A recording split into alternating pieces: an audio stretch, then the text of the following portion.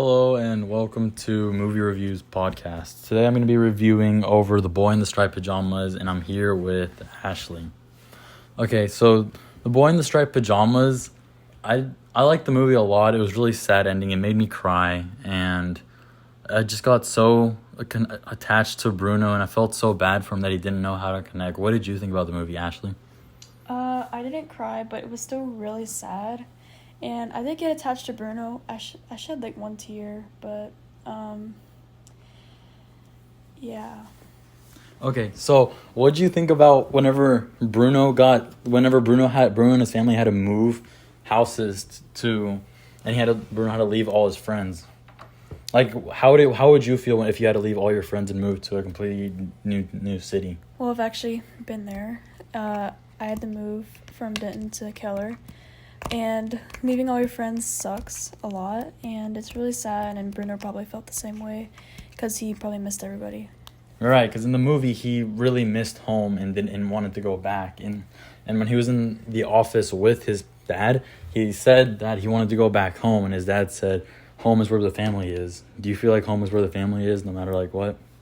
Yeah, I agree with that. But sometimes friends can be family, and some part of that home is taken away from you, and you feel empty because your friends are somewhere else where you're not. What do you think about the author making Bruno very clueless on what was actually happening?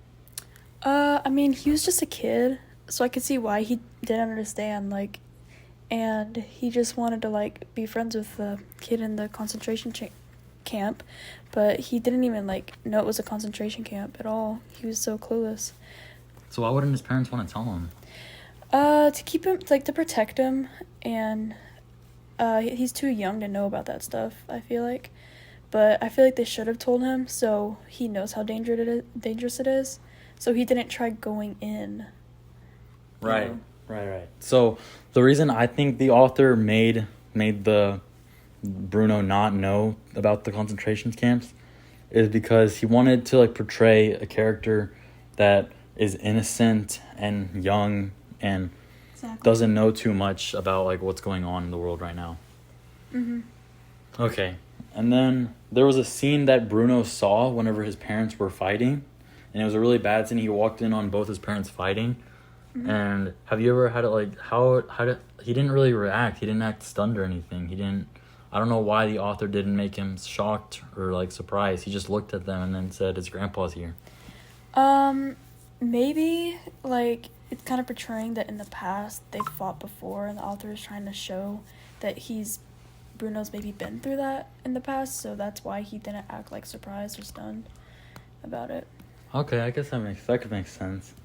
Because it was showing that, so you're saying that it was the author was trying to show that their parents had been fighting in the past, mm-hmm. and that's why Bruno didn't seem stunned whenever he saw his parents fighting again? Yeah. Okay. One thing that really confused me in the movie is I don't understand that why would Bruno lie to the soldier about his friend Shmuel taking one of the foods? I don't know why he was scared of the soldier that was yelling at him. I mean, he's a kid. He'd probably be if someone were yelling at a kid, if the kid were being yelled at, he'd probably want to, protect himself. Protect himself, exactly. And just keep himself out of trouble. Mm-hmm. So you would lie, so he wouldn't, get in trouble. But he probably doesn't know, why he'd get in trouble for it. Just if someone were yelling at you, I would probably... Right, that hurt his friendship with Shmuel very much. And that shows that, the authors could portray that, or not the author, but the director showed how in reality is like that. So how reality, whenever you lie to a friend, usually that causes a lot of problems, and then you guys don't become friends anymore. You lose touch with them. And that's why Shmuel didn't stop showing up to where him and Bruno used to meet at the fence every day. Mm-hmm. How come, I like how the author, the director made it so touching for his audience to connect with Bruno. He made him such an innocent character to make his audience feel very heart and touched warming. And at the ending, he finally dies. They make him die because he followed Shmuel into the camp. Mm-hmm. I don't know if that was a good Like, that was so sad that the author did that. I don't know if that was a good idea by the author to make him die at the end. I mean, it kind of shows what really happens, like how important, like World War II was. And if you make it sad, like having a kid die or like having people die in the end, will probably show you how important it is, because it was really a sad thing. Like millions of Jews died in the concentration camps in World War II. So he's showing how important and sad it is.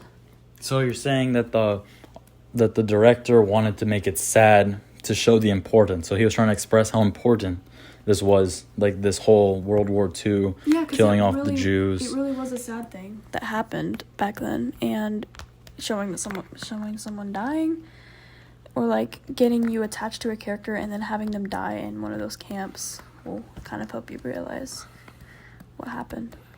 Right. Okay. That should be all for today's podcast. Thank you.